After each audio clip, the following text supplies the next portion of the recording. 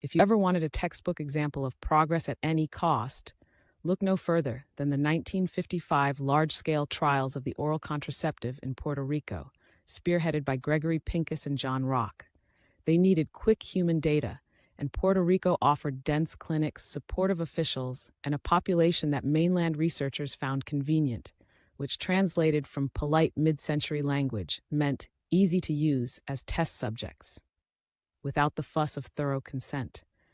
The trials enrolled mostly poor, often less educated Puerto Rican women and handed out high-dose Enovid while assuring everyone that this was for the public good.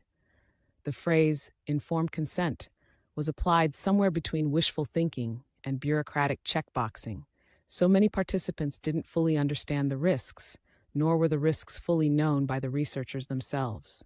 Side effects appeared, as predictable as bad PR in a scandal: nausea, severe headaches, irregular bleeding, and, in enough cases to cause alarm, serious thrombotic events and deaths reported later in the decade.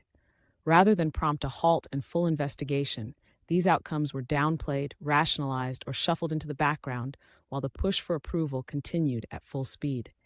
The immediate human cost was not only physical suffering, but a corrosive loss of trust. Women who joined the trials seeking health care or contraception found themselves treated like clinical fodder, and communities began to view mainland medical projects through a lens of suspicion that would be passed down for generations. On the institutional side, the trials became one more stain in the mid-20th century patchwork of ethically dubious research that eventually forced a reckoning.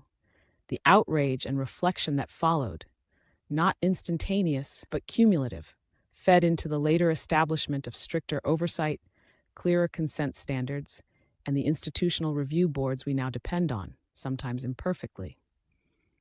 Politically and culturally, the trials were a blend of paternalism and population control thinking, dressed up as benevolence.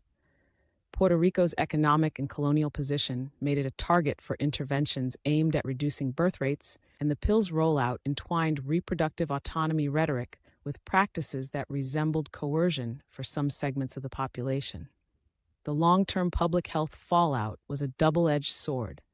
The pill ultimately expanded reproductive choice for millions, including many Puerto Rican women who used contraception to build different lives.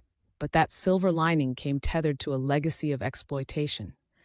Empowerment for some, ethical injury for those who'd been experimented on without proper protections. The moral consequences rippled into scholarship, activism, and policy. Feminists, ethicists, and Puerto Rican activists invoked the trials when demanding accountability, culturally sensitive consent processes, and reparative measures. Medical history courses now teach this episode as a cautionary tale about how scientific ambition can trample basic human dignity. Socially, the episode deepened skepticism toward outside authorities, a healthy skepticism given the circumstances, and reshaped how future public health campaigns would need to behave if they hoped to win genuine community buy-in. Token explanations and translated consent forms weren't going to cut it any longer. So yes, the pill changed the world, and historians will debate the balance of benefits and harms forever. But let's not sanitize the origin story. Millions gained new control over reproduction because, in part, a vulnerable population paid the price for hurried science. If history has a moral here, it's painfully clear. Innovation without ethics is just another way of saying progress served on someone else's back.